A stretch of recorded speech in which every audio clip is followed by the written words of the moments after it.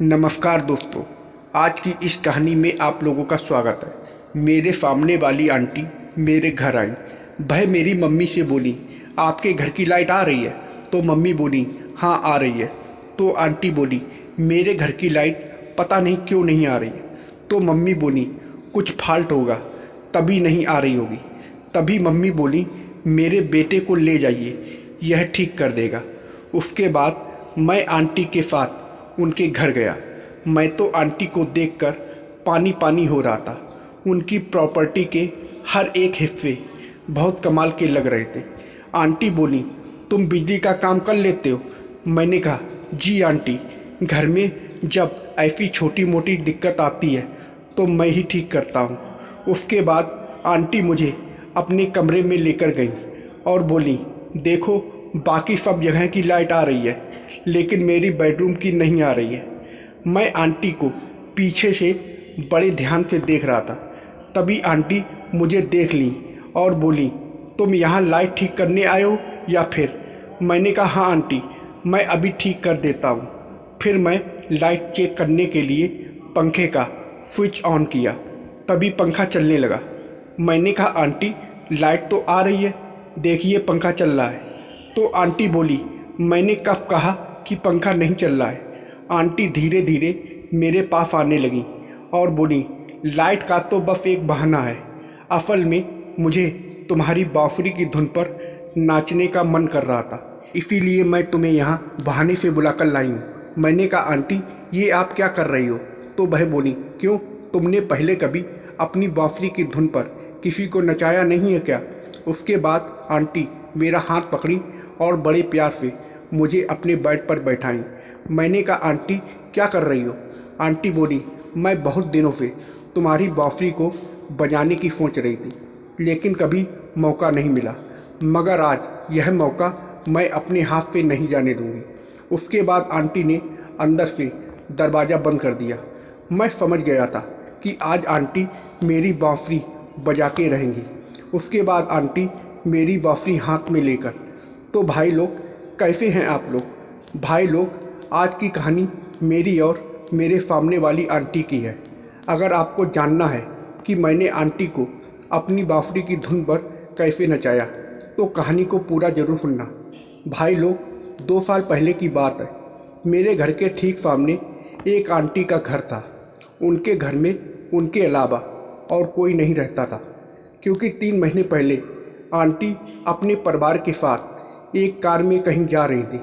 घर से निकले आधे घंटे बाद ही उनकी गाड़ी का ब्रेक फेल हो गया था और आंटी को छोड़कर बाकी सब लोगों की डेथ हो गई थी। आंटी की उम्र अभी 30 साल है और वह दिखने में भी बड़ी खूबसूरत लगती हैं। कभी कभार मैं भी उनके घर आता जाता था, क्योंकि जब उनको कुछ सामान मंगाना होता तो वह मुझसे ही मंगाती थी। वह कभी कभी मुझसे मजाक भी करती थी। एक दिन मम्मी मुझे आंटी के यहाँ कुछ सामान लेने भेजी। मैं आंटी के घर में गया। मैंने आवाज़ दिया, आंटी कहाँ पर हो? लेकिन वह कुछ नहीं बोली। उसके बाद मैं वहीं सोफे पर बैठ गया। थोड़ी देर बाद आंटी बाथरूम से नहाकर निकली। आंटी बोली, क्या बात है राहुल? आंटी को देखकर मेरी जुबान लड़खड़ाई। मैंने कहा, आंटी आपके यहाँ हरी मिर्च हो तो थोड़ी दे दीजिए, कल मैं बाजार जाऊँगा तो दे दूँगा। आंटी बोली, ठीक है, किचन में है, जाकर ले लो। उसके बाद मैं हरी मिर्च लेने किचन में गया। वहाँ मैंने देखा बहुत बड़े बड़े बैगन रखे थे। मैं यह देखकर हैरान था कि वहाँ पर बैगन के अलावा और कोई सब्जी नहीं थी। मैं वो बैगन उठाकर देखने लगा। तभी आंटी वहाँ आ गई और बोली, क्या देख रहे हो राहुल? मैंने झट से बैगन रख दिया और कहा, कुछ नहीं आंटी, लगता है आपको बैगन बहुत पसंद है। तो आंटी बोली, बहुत ज़्यादा, लेकिन तुम्हें कैसे पता? मैंने कहा, आपके किचन में बैगन के अलावा और कोई सब्ज़ी नहीं है। उसके बाद मैं हरी मिर्च लेकर वापस चला आया। रात को मैं जब सो रहा था तो आंटी के बारे में ही सोच रहा था। जब मैंने आंटी के गीले बालों को देखा था तो मुझे बड़ा अच्छा लगा। उनकी प्रॉपर्टी के सभी हिस्से कमाल के थे। जैसे तैसे वक्त बीत रहा था। मैं बस यही सोचता था कि कब वह दिन आएगा जब मैं आंटी को अपनी बाँसुरी की धुन पर नचाऊंगा। एक दिन शाम के 5 बजे मैं बाजार जा रहा था, तभी सामने वाली आंटी मुझे बुलाने लगी। मैं उनके पास गया और बोला, क्या हुआ आंटी? तो वह बोली, कहाँ जा रहे हो? मैंने कहा, बाजार जा रहा हूँ सब्जियाँ लेने। आंटी बोली, मेरी भी सब्जी ले आना। मैंने कहा, ठीक है, क्या लाना है बता दो, मैं ले आऊँगा। आंटी मुझे पैसे देते हुए बोली, ज़्यादा कुछ नहीं, बस 1 किलो बैगन और इस पर्ची में जो दवाइयाँ लिखी हैं वो ले आना। मैंने कहा, ठीक है। तभी आंटी बोली, हाँ, और बैगन थोड़े बड़े बड़े लेना, छोटे में मज़ा नहीं आता। मैंने कहा, आंटी छोटे बड़े से क्या दिक्कत, आखिर सब्जी ही तो बनानी है। तो आंटी बड़ी हल्की आवाज़ में बोली, वो तो है, लेकिन थोड़ा मैं भी यूज कर लेती हूँ। मैंने कहा, आंटी मैं कुछ समझा नहीं। तो आंटी बोली, कभी मेरे घर आना तो तुम्हें अच्छे से समझा दूँगी। उसके बाद आंटी मुस्कुराते हुए घर में चली गई और मैं सब्जियां लेने चला गया। मैं रास्ते भर यही सोच रहा था कि आंटी बैगन का यूज कहाँ करती होंगी, और आज पहली बार आंटी मुझसे मुस्कुराकर बातें कर रही थी। वह भी बीच बीच में अपने होठ भी चबा रही थी। वैसे आंटी को मैं जब भी देखता था तो मेरे अंदर बस एक ही ख्याल आता था, उनके साथ मस्ती करने का। थोड़ी देर बाद मैं बाज़ार से वापस आया और आंटी के घर उनको सब्जियां देने गया। जब मैं अंदर गया तो देखा आंटी बैठकर टीवी देख रही थी और टीवी में बहुत ही रोमांटिक सीन चल रहा था। आंटी टीवी देखने में इतनी बिजी थी कि मेरे अंदर आने का एहसास भी उनको नहीं हुआ। मैंने कहा, आंटी ये लो अपना बैगन। आंटी बोली, अरे तुम कब आए? मैंने कहा, आंटी बस अभी आया हूँ। मैंने कहा, आंटी आपको मेरे आने की भनक भी नहीं लगी?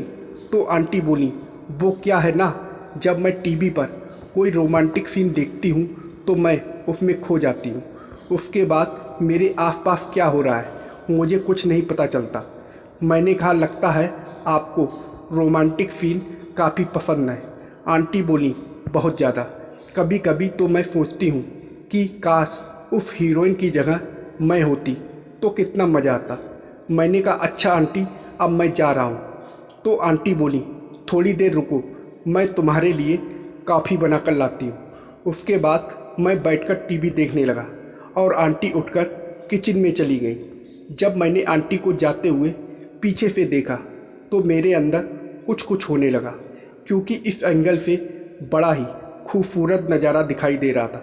उसके बाद आंटी 2 कप कॉफ़ी लेकर आई। हम दोनों बैठकर पीने लगे। मैं कॉफ़ी पीते हुए आंटी को देख रहा था। मैंने कहा, आंटी आप घर में अकेली रहकर बोर नहीं होती? तो आंटी बोली, बेटा अब क्या करूं, मजबूरी है। मैंने कहा, आंटी आपके रिश्तेदार तो होंगे ना? आंटी बोली, जब मेरे अपने ही मुझे छोड़कर चले गए तो रिश्तेदार किस काम के। तब आंटी बोली, अच्छा तुम मेरा एक काम कर दोगे? मैंने कहा, हाँ आंटी बिल्कुल कर दूंगा, आप काम बताओ। तो आंटी बोली, मेरे पति को गुजरे 3 साल हो गए और तब से मैं बिल्कुल अकेली पड़ गई हूँ। क्या तुम मेरे अकेलेपन को दूर करोगे? मैं आंटी की बात सुनकर चौंक गया। मैंने कहा, आंटी आप मेरे साथ? तो आंटी बोली, तुम इसे गलत मत समझना, क्योंकि जब से मेरे पति मुझे छोड़कर गए हैं मैं एकदम से तन्हाइयों में खो गई हूँ। अगर तुम मेरी तन्हाई दूर करोगे तो मुझे बड़ी खुशी होगी। मैं कुछ देर सोचने लगा, तभी आंटी बोली, क्या हुआ, मैं सुंदर नहीं दिखती हूँ क्या? मैंने कहा, नहीं आंटी ऐसी बात नहीं है, आप बहुत खूबसूरत हो। आंटी बोली, फिर तुम इतना सोच क्यों रहे हो? तो मैंने कहा, आंटी मुझे अंदर से थोड़ा सा डर लग रहा है। सच कहूँ तो मैं अंदर से बहुत खुश था यह जानकर कि आंटी मुझे सामने से ऑफर दे रही हैं, लेकिन मैं आंटी को यह जाहिर नहीं होने देना चाहता था कि मैं भी आंटी के बारे में बहुत पहले से यह सब सोच रहा हूँ। मैंने कहा, आंटी मुझे 1-2 दिन का वक्त दो, फिर मैं तुम्हारे साथ करने के लिए सोचता हूँ। आंटी बोली, ठीक है, तुम्हें जितना चाहिए समय ले लो, मुझे उस दिन का बेसब्री से इंतज़ार रहेगा जिस दिन तुम मुझे अपनी बाँसुरी की धुन पर नचाओगे। उसके बाद मैं अपने घर चला आया। अगले दिन मेरे दोस्त रवि का फ़ोन आया। वह बहुत खुश लग रहा था। मैंने कहा, क्या बात है रवि, तुम बहुत खुश लग रहे हो? तो रवि बोला, भाई अब मैं भी पैसे कमाने लगा हूँ। मैंने कहा, क्या बात कर रहे हो, तुम्हें नौकरी मिल गई? तो वह बोला, अब मैं एक मेडिकल स्टोर पर काम करने लगा हूँ। कुछ देर बात करने के बाद मैंने फ़ोन रख दिया। उसके बाद आंटी ने मुझे जो ऑफ़र दिया था उसके बारे में सोचने लगा। सोचते सोचते 2-4 दिन निकल जाते हैं। फिर मैंने भी मन बना लिया कि अब जो होगा देखा जाएगा, मैं आंटी के साथ ज़रूर करूँगा। उसके बाद अगले दिन मैं आंटी के घर में गया। देखा आंटी आज बड़ी खूबसूरत लग रही थी। उन्हें देखकर मेरे सब्र का बांध टूटने लगा। आंटी मुझे देखी और बोली, क्या बात है, तुमने छोटी सी बात सोचने में 2-4 दिन लगा दिए? मैंने कहा, आंटी अब मैं तैयार हूँ। तो आंटी बोली, ठीक है, पहले तुम बाज़ार से मेरी यह कुछ दवाइयाँ ले आओ, तब हम मज़े से करते हैं। उसके बाद मैं दवा का पर्चा लेकर बाज़ार दवा लेने चला गया। तभी मैंने अपने दोस्त रवि को देखा। मैंने कहा, अरे यार रवि, तुम यहाँ? तो वह बोला, हाँ भाई, मैं इसी मेडिकल स्टोर पर काम करता हूँ। तुम्हें बताया तो था। मैंने कहा, यार तुमने यह थोड़ी बताया था कि मेरे ही एरिया में काम करते हो, नहीं तो मैं तुरंत तुमसे मिलने आ जाता। रवि बोला, अच्छा और बताओ अंकल आंटी कैसे हैं? मैंने कहा, सब ठीक हैं। उसके बाद मैंने रवि को पर्ची देते हुए कहा, यार इस पर्ची में जो दवाइयाँ लिखी हैं निकाल दो। उसके बाद रवि पर्ची लेकर देखने लगा। वो बड़ी हैरानी से बोला, भाई यह बीमारी तुम्हारे घर में किसको हो गई? मैंने कहा, भाई यह दवा मेरे सामने वाली एक आंटी ने मंगाई है, क्यों कुछ गड़बड़ है क्या? रवि बोला, भाई तुम्हें पता है यह दवा एड्स की है, जिसको एड्स की बीमारी होती है वही यह दवा खाता है। मैंने यह बात सुनी तो मेरे होश उड़ गए। उसके बाद मैंने दवा ले जाकर आंटी को दे दिया और बिना उनसे कुछ बोले चुपचाप अपने घर पर आ गया। मैं सोचने लगा, अच्छा हुआ जो मुझे थोड़ी देर पहले पता चल गया, नहीं तो मेरी पूरी ज़िंदगी बर्बाद हो जाती। उसके बाद मैंने सामने वाली आंटी के यहाँ आना जाना बंद कर दिया। दोस्तों, यह कहानी पूरी तरह से काल्पनिक है। इस कहानी का किसी के जीवन के साथ कोई लेना देना नहीं है। तो दोस्तों, आप लोगों को यह कहानी कैसी लगी कमेंट करके ज़रूर बताइएगा और वीडियो को लाइक और सब्सक्राइब करना मत भूलिएगा। वीडियो को पूरा देखने के लिए आप लोगों का बहुत बहुत धन्यवाद।